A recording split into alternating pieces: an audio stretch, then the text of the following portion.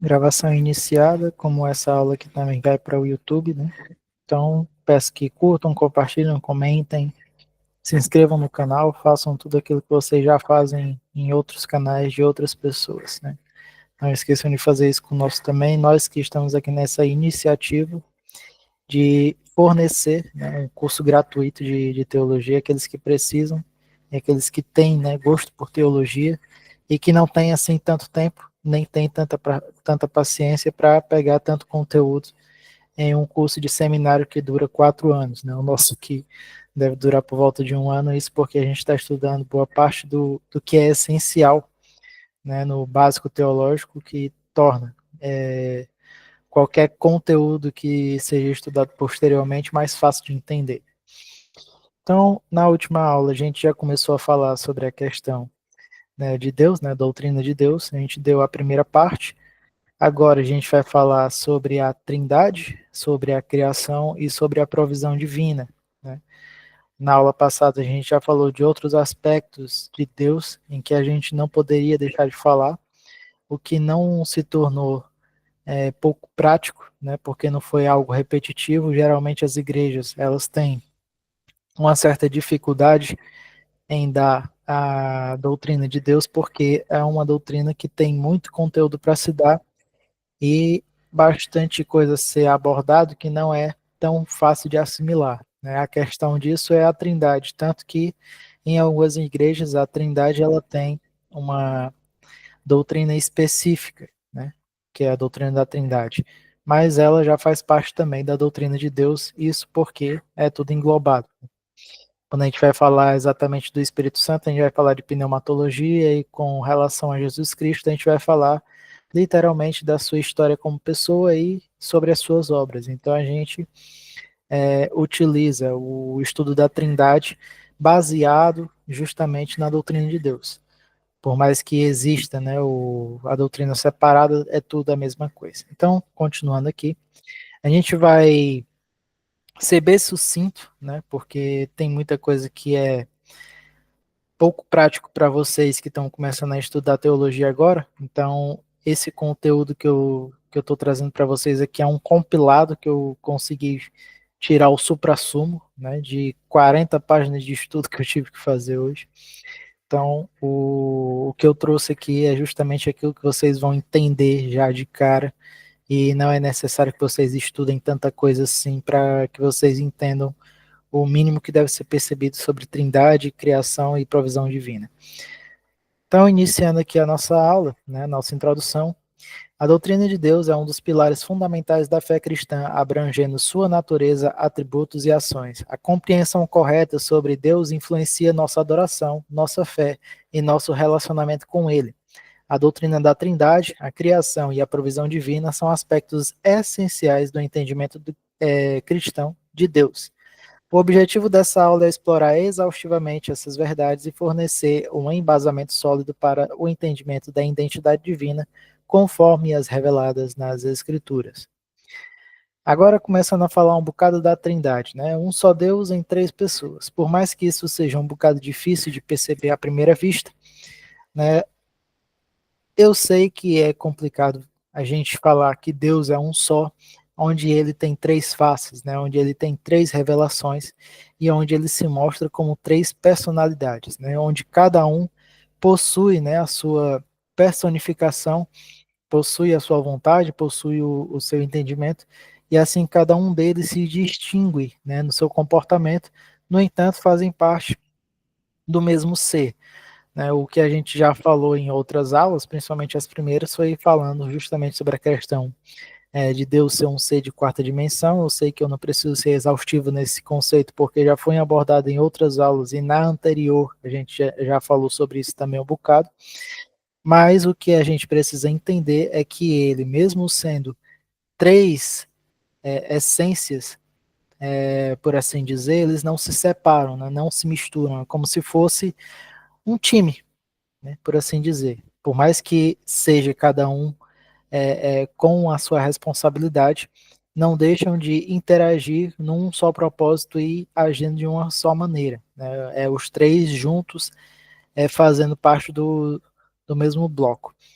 Então, começando, né? A doutrina da Trindade ensina que Deus existe eternamente em três pessoas distintas, mas são um único Deus. Ou seja, Deus é um em essência, mas subsiste em três pessoas: Pai, Filho e Espírito Santo.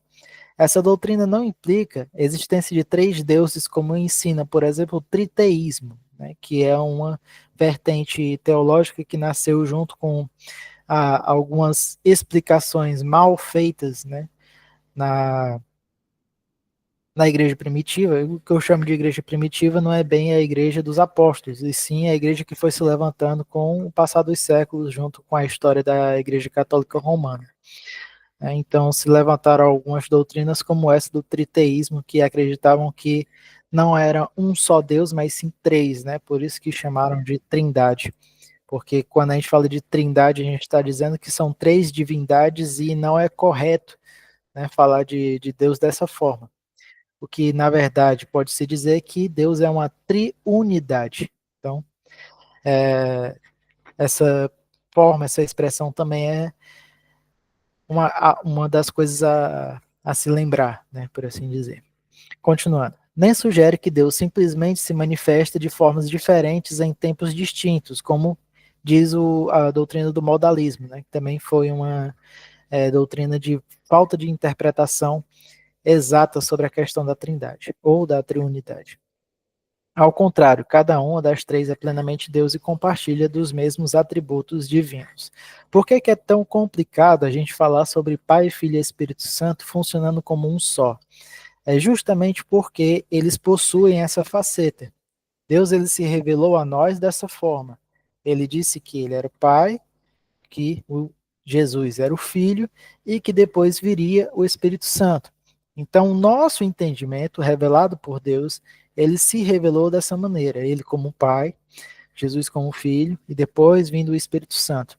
No entanto, essa percepção ela pode ter sido transmitida para nós de uma maneira que nós entendêssemos. Por que Deus se revelou dessa forma? Porque era uma linguagem em que cada um de nós conseguiria se adaptar, conseguiria se conectar. Isso porque, como Deus ele é um Deus relacional, ou seja, onde ele se relaciona, onde ele mostra que a sua comunhão ela é eterna, e é por isso também que ele se mostra como Deus de amor, porque ele se mostrando como Deus Pai, Filho e Espírito Santo, os três têm uma comunhão amorosa, ou seja, é um amor familiar, é aquilo que se mostra como algo que nós podemos entender, por isso que ele se revela dessa maneira.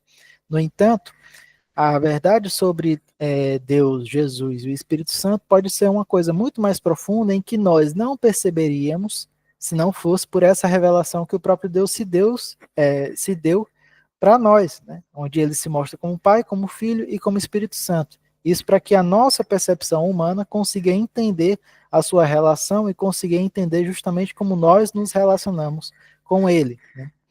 Então, continuando aqui. Trindade. As evidências bíblicas, né, que nós temos. O texto apresenta diversas passagens bíblicas como a evidência da Trindade, tanto do Antigo como no Novo Testamento. No Antigo Testamento, nós temos algumas passagens que podemos relacionar para falar sobre a questão de Deus se mostrar como três pessoas, e algumas delas a gente vai explorar aqui. Né? Lá em Gênesis 1 e 26 está escrito: façamos o homem à nossa imagem e semelhança. O uso do plural nós e nosso sugere uma pluralidade da divindade, embora não explicite a doutrina trinitária completa. Lá em Salmos 45, do 6 ao 7, distingue duas pessoas chamadas Deus, onde ele coloca a expressão em hebraico chamada Elohim, né? Sendo que o autor se refere a Deus, o teu Deus, ungindo o outro. O autor de Hebreus aplica essa passagem a Cristo, lá em Hebreus 1:8. Quando a gente fala de Elohim, né, esse vocábulo hebraico que tem aqui, está falando de um vocábulo no plural, né? Porque quando ele coloca esse termo Elohim aqui, ele coloca justamente a pluralidade do ser divino. Quando ele quer falar somente de si mesmo, ele fala Elohi. Não, agora eu vou me esquecer. Infelizmente eu vou me esquecer do vocábulo no singular, mas no plural é esse Elohim, onde ele não se mostra apenas um, né? Se mostra vários.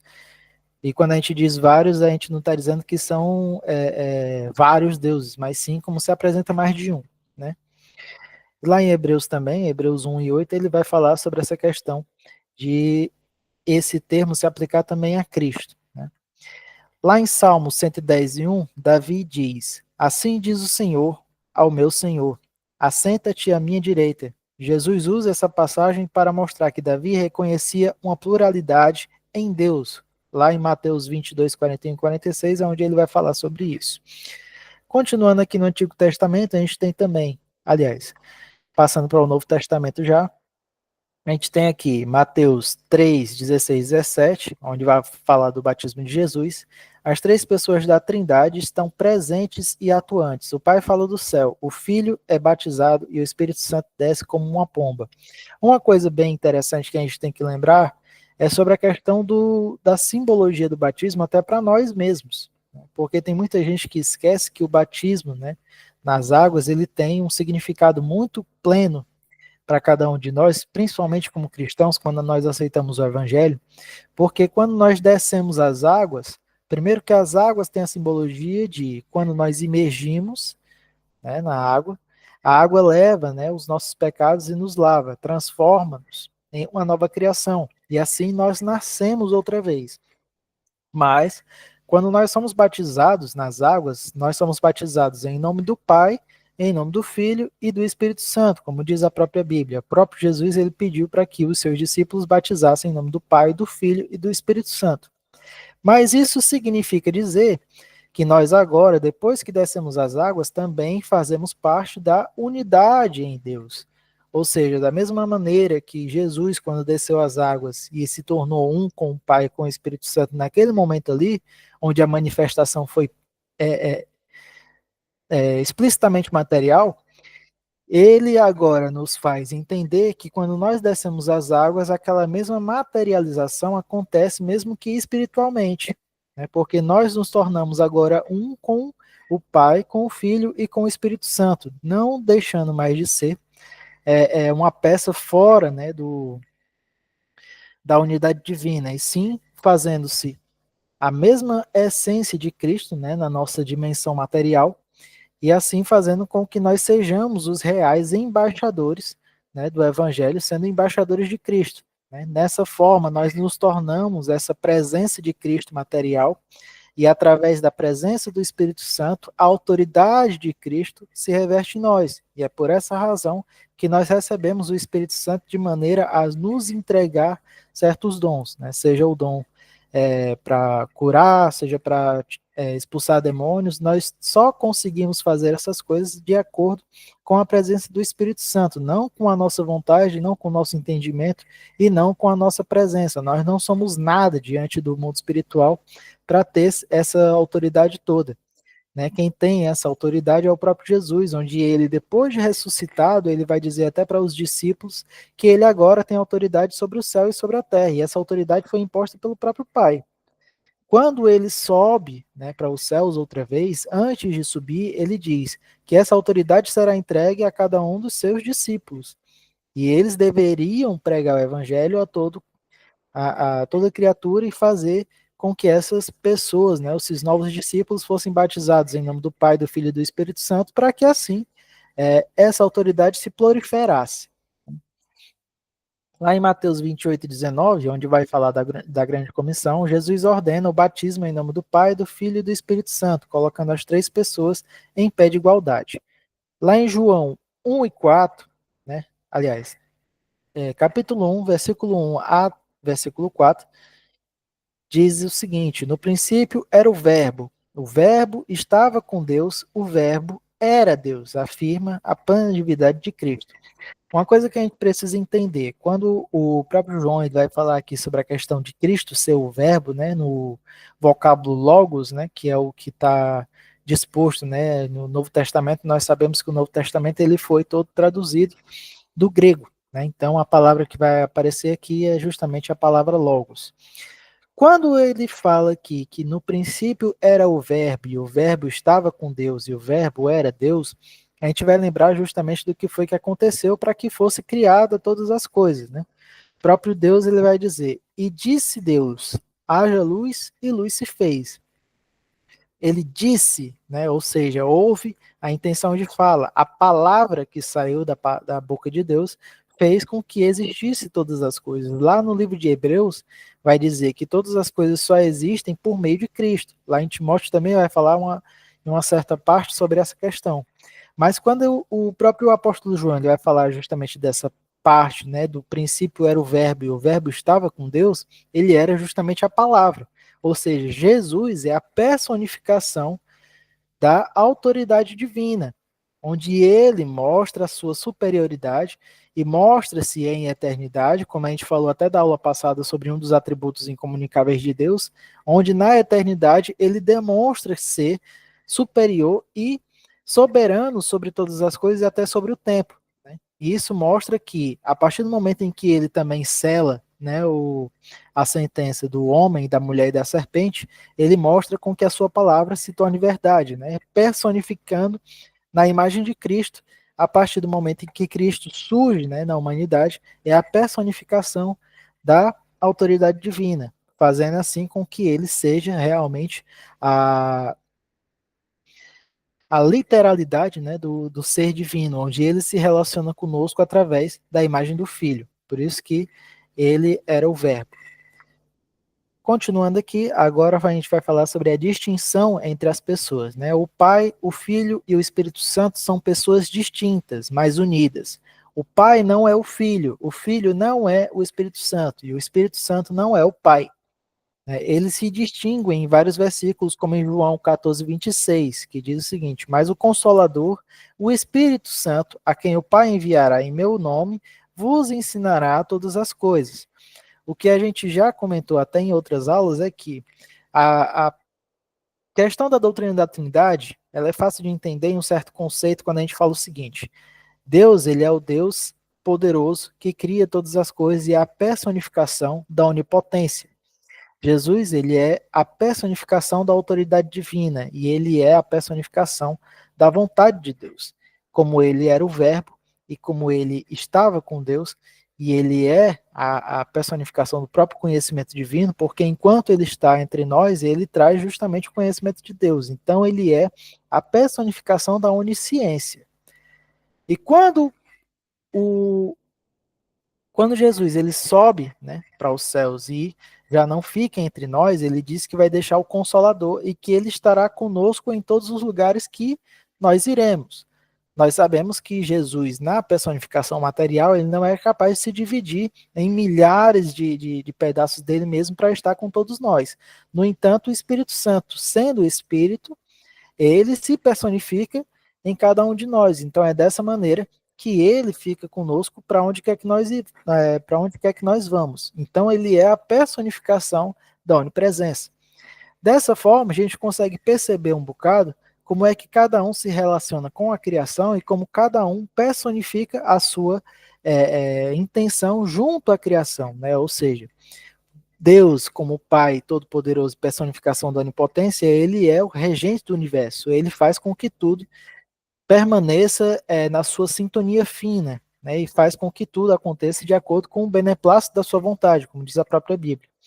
Jesus, sendo a personificação da autoridade divina, ele vem, né, na sua personificação material para nos fazer entender, né, o relacionamento com Deus, fazendo entender também o relacionamento com o Pai, e assim nós entendemos como devemos, né, reconhecer a presença do Espírito, preparando já o terreno para quando o Espírito Santo vier, nós sabemos exatamente como nos relacionar com o Espírito Santo e como entender a verdade de Deus. É por isso que lá em João 14, 26, ele diz que o Espírito Consolador, o Espírito Santo, a quem o Pai enviará em meu nome, vos ensinará todas as coisas. Isso significa que, na falta da presença do próprio Jesus Cristo para nos ensinar todas as coisas, é o Espírito Santo que nos ensina e nos capacita a entender tudo aquilo que nos foi entregue. É por essa razão que toda palavra, quando é pregada, é ela que nos transforma e é ela que nos chama, né? Ou seja, é ela que vai nos trazer o dom da fé, justamente porque é o Espírito Santo quem vai trazer esse entendimento. É por essa questão que o próprio Espírito Santo ele fica conosco para nos revelar as verdades que foram entregues através das palavras do próprio Cristo e através da eternidade com aquilo que Deus, na sua soberania, nos aplicou. É dessa forma que a gente consegue distinguir os três. Por mais que isso seja só um arranhado, né, em cima desse emaranhado de informações, que a gente não consegue entender completamente a verdade divina sobre a Trindade, isso porque o que foi revelado a nós está completamente explícito nessa verdade do Pai, Filho e Espírito Santo, e através desse relacionamento a gente entende como eles trabalham juntos para ser um só, né, da mesma essência. A gente vai compreender isso depois que se encontrar com ele. No entanto, o que ele entregou para nós aqui já é suficiente para a gente entender que eles não são essências separadas como três deuses, né? E isso é justamente o que eu preciso que todo mundo entenda, para que não caia, né, na tentação de fazer uma explicação sobre a Trindade e utilizar esses termos meio simplistas, né, para falar de Deus nas suas três essências. Então, continuando aqui, quanto às heresias, né, que a gente vai comentar um bocado sobre essa questão da explicação da Trindade. Existem diversas heresias que negam a Trindade como modalismo ou sabelianismo, né, o modalismo que eu tinha falado no começo da explicação, que afirma que Deus é uma única pessoa que se manifesta em diferentes modos, né, Pai, Filho e Espírito Santo em diferentes momentos. Por que que essa questão do modalismo ela é uma heresia? Porque ela meio que tira, né, a essência da triunidade divina e deixa de mostrar a pessoalidade de cada uma das três pessoas da Trindade. Deus ele tem a sua maneira de se manifestar, o Filho tem a sua maneira de se manifestar e o Espírito Santo ele tem a sua maneira de se manifestar. O Espírito Santo ele trabalha continuamente até hoje para que nós entendamos todas as verdades que foram entregues através da palavra. O próprio Filho, né, ele é a personificação da autoridade divina justamente para mostrar que ele, sendo autoridade divina, ele era capacitado a fazer o cumprimento, né, da vontade de Deus no seu sacrifício para que fosse eficaz e nos salvasse para nos levar à eternidade. E dessa forma, quando a gente utiliza essa questão do modalismo e coloca Deus, né, se manifestando em três modos diferentes, a gente meio que simplifica Deus e torna ele ineficiente. E isso é que é mostrado depois como heresia lá nos concílios que houveram, né, durante os séculos na formação dos pilares da igreja. Esse ensino, né, do modalismo também foi chamado de heresia lá em 651 depois de Cristo, se eu não me engano. Tá bem? Aqui, modalismo nega que as três pessoas sejam indivíduos distintos, né, afirmando que são apenas nomes ou manifestações diferentes de uma única pessoa divina. O modalismo contradiz as interações entre as pessoas da Trindade relatadas na Bíblia, com o Pai enviando o Filho ao mundo e o Filho orando ao Pai. Ou seja, se eles não são pessoas separadas uns dos outros, como é que eles iam ter essa questão do relacionamento tão diferente, né? Se fossem a mesma pessoa, não ia ter necessidade nenhuma de se relacionarem. No entanto, o próprio Pai, ele se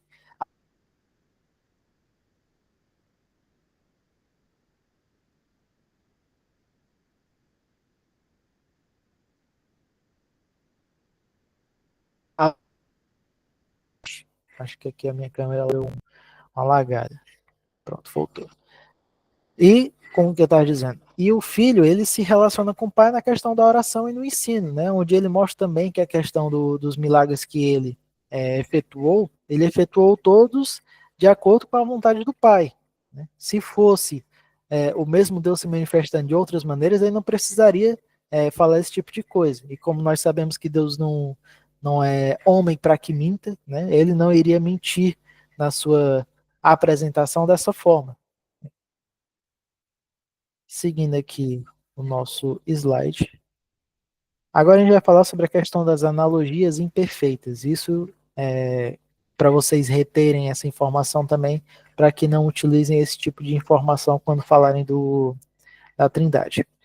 Cuidado com o uso das analogias simplistas para explicar a Trindade como a árvore com raiz, troncos e ramos, ou as três formas da água, líquido, sólido e gasoso, pois nenhuma delas consegue capturar a complexidade e a singularidade da doutrina trinitária. Isso logo depois também ele foi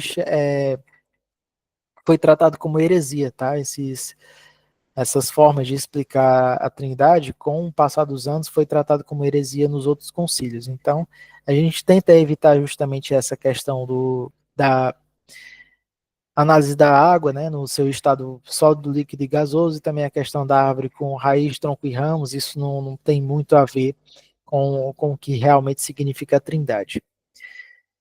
Continuando, resumo da ópera. A Trindade é um mistério, mas as Escrituras revelam claramente essa verdade. Nega qualquer um dos três aspectos fundamentais da Trindade, leva as heresias como o modalismo, que nega a distinção entre as pessoas, o arianismo, que nega a plena divindade do Filho e do Espírito Santo, e o triteísmo, que nega a unidade essencial de Deus. Essa questão do arianismo aqui é, basicamente é o pessoal que cria que Jesus ele não era uma pessoa divina, né? Ele não tinha a essência divina junto com o Pai e nem junto com o Espírito Santo. Eu não coloquei ele aqui em muita ênfase porque era meio que chovendo molhado, né? A gente já tinha estudado sobre esse conceito, então falar sobre arianismo era um bocado repetitivo, então não falei tanto dele. Essa questão do triteísmo era muito simples, né? Era só o pessoal que crê que na verdade não existe só um Deus, mas sim três deuses, e isso é uma heresia que foi tratada também em 651 depois de Cristo. Esse tipo de coisa a gente pode estudar num módulo, né, de teologia mais aprofundado ou mais avançado. No entanto, vocês estão absorvendo coisas agora que não é tão vantajoso vocês absorverem questões como essas, né? Mas aprender justamente o essencial da doutrina de Deus, que vai ajudar vocês mais do que ficar estudando esse monte de coisa exaustiva. Agora a gente vai falar sobre a revelação progressiva da Trindade, né? No Antigo Testamento. Embora a revelação da Trindade seja mais clara no Novo Testamento, há diversas passagens no Antigo Testamento que insinuam ou sugerem a existência da pluralidade em Deus, né? Lá em Gênesis 1:26, como já mencionado, Deus usa o plural ao falar sobre a criação do homem, né? Criamos o homem à nossa imagem e semelhança. E quando ele fala a nossa imagem e semelhança, ele não está falando com relação a estar conversando com os anjos, né? Os anjos não participaram da criação do homem. Só para lembrar. A Bíblia não dá esse parecer de que os anjos estiveram presentes na criação do homem. Somente Deus esteve presente na criação do homem, onde ele fala com as pessoas da Trindade, né? Fala no plural, mas não fala com relação aos anjos, fala em relação a si mesmo. Ou seja, falando com o Filho e com o Espírito Santo. Lá em Gênesis 3:22 diz: Eis que o homem se tornou como um de nós. Ou seja, ele já está usando outra vez o vocábulo no plural. Novamente indica uma pluralidade. Em Isaías 6:8 diz assim: A quem enviarei e quem há de ir por nós? Né? Outra vez ele se refere a si mesmo de uma maneira plural. O uso do singular enviarei e do plural nós sugere a distinção dentro da unidade divina. E lá em Malaquias 3:1 diz: Deus fala do Senhor que viria ao templo, uma referência à divindade do Messias. Ou seja, ele está falando justamente de uma profecia messiânica, onde ele mostra que o Messias, quando viesse, ele também teria a mesma nomenclatura que era utilizada para o próprio Deus, onde ele fala sobre Senhor. Né? Lá em Isaías 63:10 diz que o Espírito Santo é mencionado de forma pessoal e distinta de Deus Pai. É isso? Será que eu não estou conseguindo? De Deus Pai. Isso mesmo. Continuando. Novo Testamento. O Novo Testamento apresenta uma revelação mais clara da Trindade. Né? João 14, do 16 e 17, diz o seguinte: Jesus fala de enviar o Consolador, o Espírito Santo, que é distinto dele e do Pai. Né? Lá em 14, 16 e 17. João 15:26 diz: Quando vier o Consolador, que eu vos enviarei da parte do Pai, o Espírito da verdade que procede do Pai, esse dará testemunho de mim. Aqui vemos a relação entre as três pessoas, ou seja, mais uma vez ele demonstra que A verdade do próprio Cristo e a verdade do próprio Deus, quem vai nos revelar e quem vai nos dar o parecer que isso é verdadeiro é o próprio Espírito Santo, é ele que nos convence da verdade. Lá em 2 Coríntios 13 e 14 diz: A graça do Senhor Jesus Cristo e o amor de Deus e a comunhão do Espírito Santo seja com todos vós. Ou seja, ele também dá um parecer ou uma habilidade para cada uma das três pessoas. Né? Ele fala sobre a graça de Jesus Cristo, fala sobre o amor de Deus e fala sobre a comunhão do Espírito Santo, dando a entender que o Espírito Santo é o responsável pela nossa comunhão e nosso relacionamento. Deus é o nosso amor eterno, onde ele se relaciona de uma maneira amorosa como um pai, e sobre a graça do Senhor Jesus Cristo, que foi quem se entregou por nós, né? E a sua redenção tornou-se graça para todos nós. Essa passagem é uma bênção apostólica trinitária, né? Ou seja, quando você vê as igrejas dando a bênção apostólica que fala sobre o Pai, Filho e Espírito Santo, significa que aquela igreja tem pelo menos o entendimento de que a Trindade realmente ela é presente, né, nos cultos e também no seu entendimento teológico. Agora vamos falar de Deus como criador, né, de todas as coisas.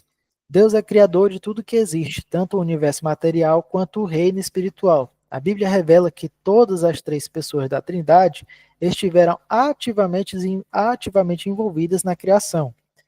Deus Pai é frequentemente descrito como o autor do plano criador. Está lá em Gênesis 1 e 1. Deus Filho, né, lá em João 1 e 3, diz que todas as coisas foram feitas por ele, Jesus. Colossenses 1 e 16 reforça essa verdade.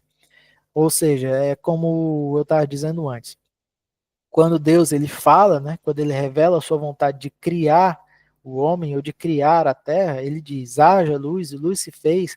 Aquela autoridade é a própria personificação de Cristo. Né?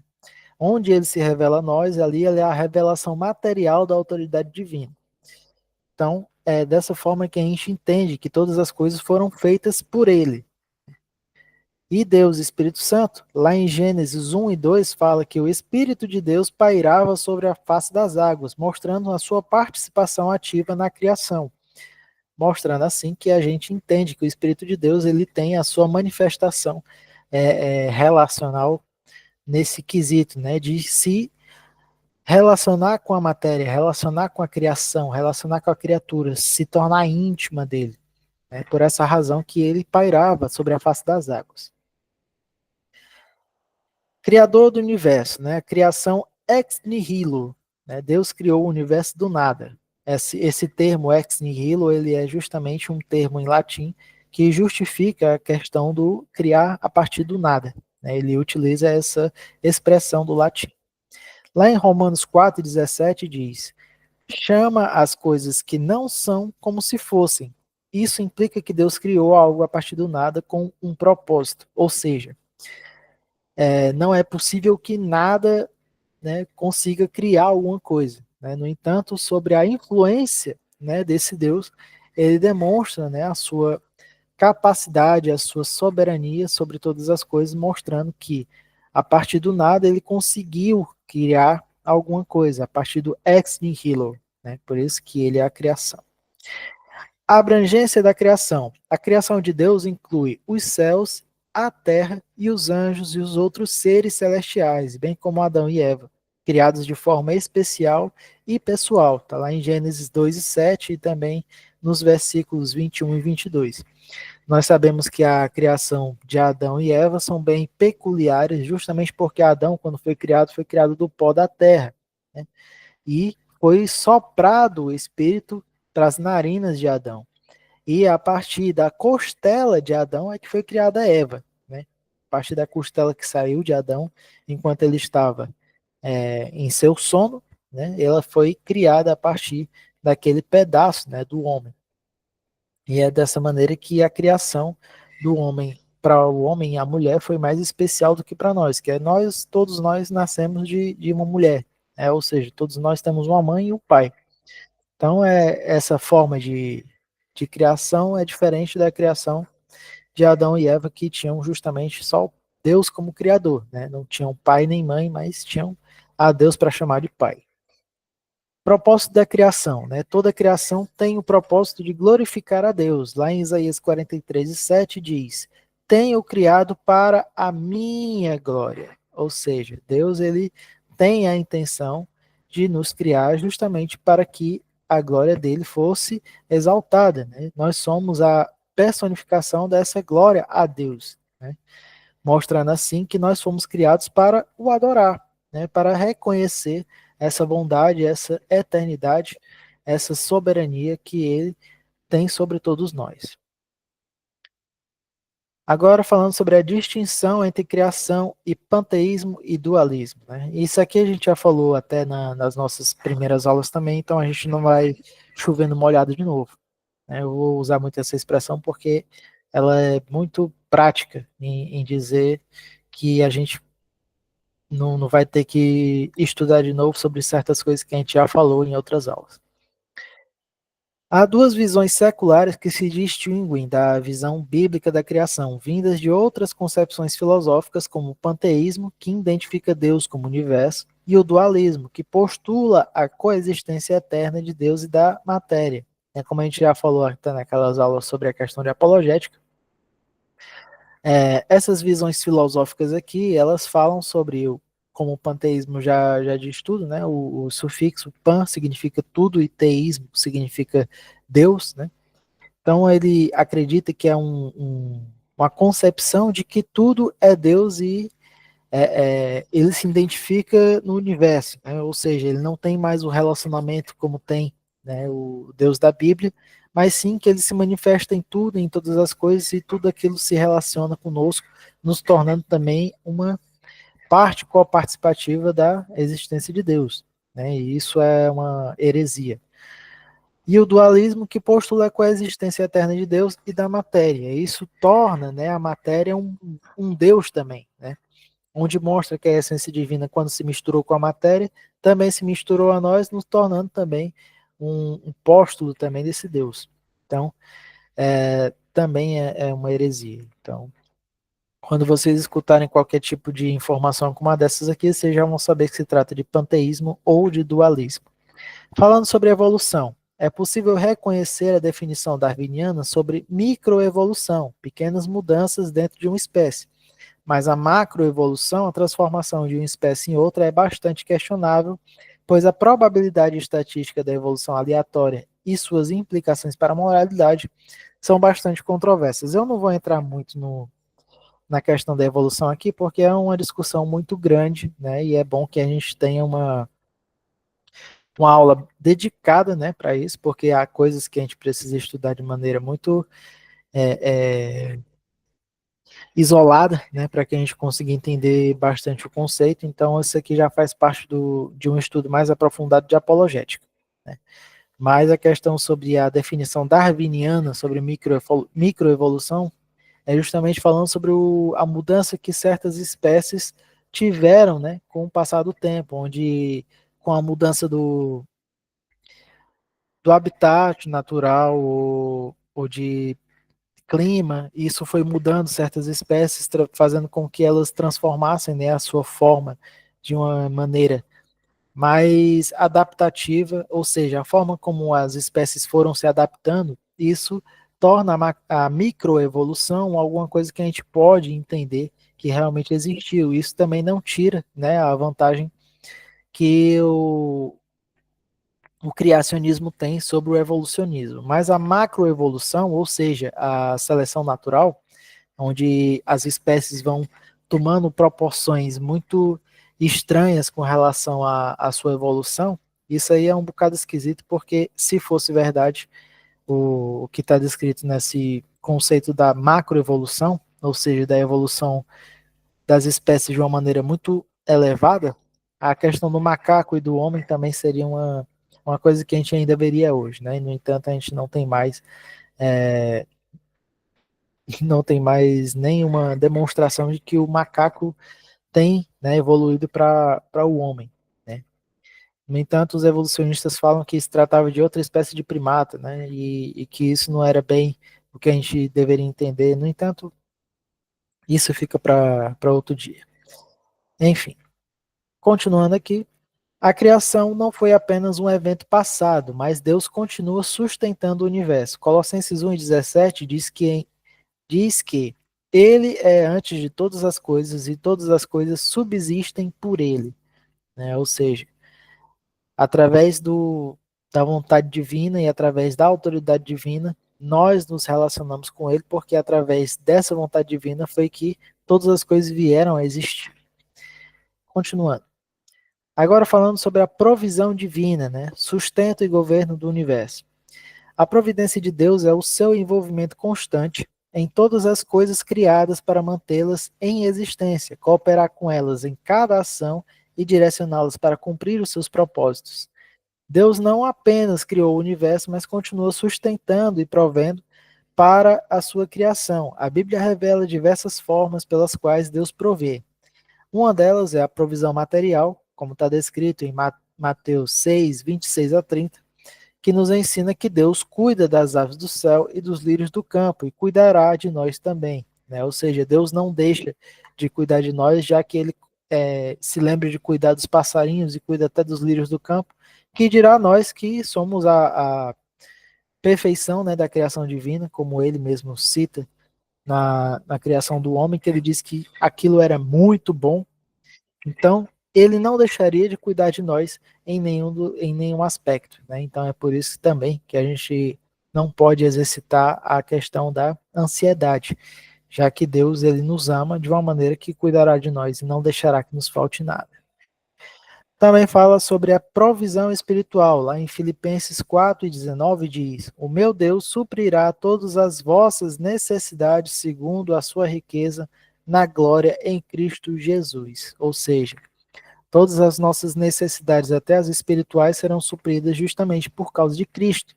Né? Quando ele se sacrificou por nós, o seu sacrifício foi o eficaz para nos salvar até da direção da morte. Né? Ou seja, a morte eterna já não faz parte da nossa história, justamente porque quando Cristo se entregou por nós, o seu sacrifício fez com que a provisão espiritual viesse, né? Onde nós teremos vida eterna com Deus a partir do sacrifício de Cristo. Também fala sobre a provisão da salvação, né? O maior ato de provisão de Deus foi enviar seu filho para nos redimir, está lá em João 3,16. Ou seja, fazendo assim com que a sua autoridade se personificasse na pessoa de Cristo. O Espírito Santo como provedor, né? O Espírito Santo é chamado de consolador, lá em João 14,16, que nos ensina e nos guia em toda a verdade, está lá em João 16,13 também, mostrando assim que o provimento de conhecimento e de verdade, ele é fornecido justamente pelo Espírito Santo, onde ele é a nossa provisão de conhecimento, aquela provisão que nos fará entender sobre a questão da nossa fé. O dom da fé entregue a nós é a partir da ação do Espírito Santo nas nossas vidas para que a gente compreenda a verdade que nos foi entregue. Agora falando sobre a preservação, né? Deus mantém todas as coisas em existência e preserva suas propriedades essenciais. Está lá em Colossenses 1:17 e também em Atos 17:28, né? Fazendo com que a gente entenda que tudo foi criado para que o beneplácito da sua vontade acontecesse e tudo que acontece está sob o controle de Deus, né? Seja o que acontece conosco ou seja o que acontece para que a sua palavra ou que as suas promessas se cumpram. Questão da concorrência. Deus coopera com as coisas criadas em cada ação, permitindo que hajam de acordo com as suas naturezas. Lá em Jó 37, do 6 ao 3, está falando sobre isso, também em Salmos 104:14. Fazendo assim com que tudo que aconteça conosco, né, também seja, né, para o ensino, ou seja, para capacitação, ou seja, para se relacionar conosco, né? Ou seja, tudo que acontece mesmo sendo ruim ou bom, né? Tudo está dentro da autoridade divina, tudo está dentro da vontade divina para que a gente se relacione com Deus ou para que a gente entenda os planos de Deus da maneira que Ele vai apresentando certas questões na nossa vida. A providência de Deus é o seu envolvimento constante nas. Aliás, já estou lendo de novo a mesma coisa, mas enfim. Falando agora sobre governo. Deus governa e direciona todas as coisas para cumprir os seus propósitos, inclusive os eventos que parecem acontecer por acaso. Lá em Provérbios 16 e 33, fala sobre essa questão. Ou que são causados por ações humanas, como está escrito em Atos 17 e 26 e também em Daniel 4, de 34 a 35, mostrando que até o que acontece no governo humano tem um dedo de Deus para que aquilo se cumpra, né? Para que se cumpra os propósitos de Deus descritos, seja pela palavra dos profetas ou seja pelas suas promessas. As ações humanas e a vontade de Deus, né? Deus pode usar as ações voluntárias dos seres humanos para cumprir os seus propósitos sem anular a sua responsabilidade moral. Foi o que aconteceu, por exemplo, com Ciro. Ciro, ele foi separado pelo próprio Deus, que era o rei da Pérsia, aliás, era o rei da Pérsia na altura, e ele foi separado por Deus para que ele conquistasse Israel, e através de Ciro foi que Israel conseguiu levantar outra vez seus tabernáculos, né? Ou seja, ele foi usado pelo próprio Deus, sendo um rei de uma outra nação, de uma nação que era boa parte pagã, e ainda assim foi escolhido pelo próprio Deus para salvar o povo de Israel. Né? Salvar, o que eu digo é salvar as suas raízes, né? Até porque eles se tornaram escravos da Pérsia, mas enquanto eles eram escravos da Pérsia, eles foram se reconectando com as suas raízes e levantaram outra vez o altar a Deus.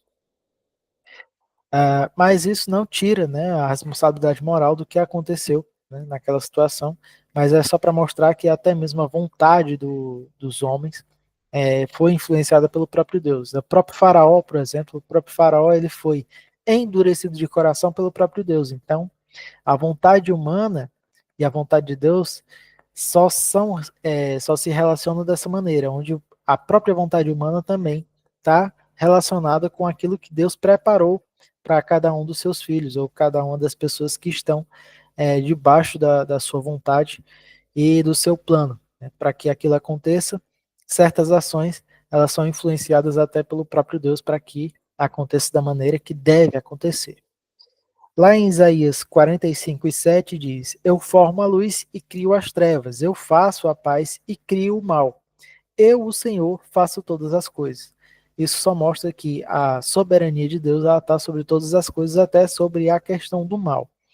A gente pode falar sobre a questão do mal de uma maneira mais profunda mais na frente, isso porque a gente vai falar sobre questão de soteriologia, que é estudo do pecado, e tudo isso já faz parte também desse conceito, né, a partir da doutrina do pecado. Enfim, continuando.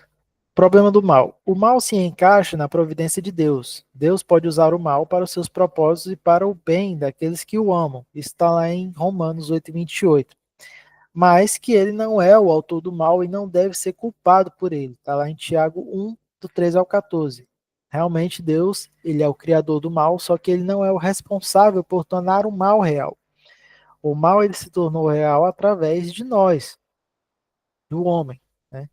Deus ele simplesmente utiliza, né, a ação do mal para que, mesmo que o mal nos atinja, ele nos atinge justamente para capacitar cada um dos seus filhos. Nós sabemos que as dificuldades e as coisas que nós encontramos no meio do caminho, elas servem justamente para nos fortificar, para nos capacitar, para nos preparar para uma outra etapa da vida onde nós já vamos estar completamente assegurados, né, daquilo que Deus tem preparado para cada um de nós e nos fazendo ser uma bênção naquele momento, porque nós já enfrentamos uma situação pior. Então é dessa forma que Deus utiliza o mal. Mas a gente vai estudar mais sobre isso quando a gente falar um pouco sobre soteriologia em outras aulas. Falando sobre os decretos de Deus também, né, relembrando da aula passada que fala sobre os decretos de Deus também. Os decretos de Deus são seus planos eternos pelos quais, antes da criação do mundo, ele decidiu tudo o que aconteceria. Esses decretos são a base da sua providência. Isso aqui é só reafirmando o que a gente falou na aula passada, então a gente já não vai comentar muita coisa em cima disso. Conclusão. A doutrina da Trindade é essencial para a fé cristã e para o correto entendimento sobre Deus. A Trindade revela um Deus que é ao mesmo tempo um e trino, eterno, criador e provedor. Todas as três pessoas da Trindade estão envolvidas na obra da criação, da redenção e da sustentação do universo. Esse conhecimento fortalece nossa fé e nos leva a uma adoração mais profunda ao único Deus verdadeiro, revelado na Escritura. Até aqui, todo mundo entendeu? Alguém tem dúvidas? Porque realmente a gente já vai terminar aqui a nossa aula. E para quem tem alguma dúvida, o momento é agora de tirar.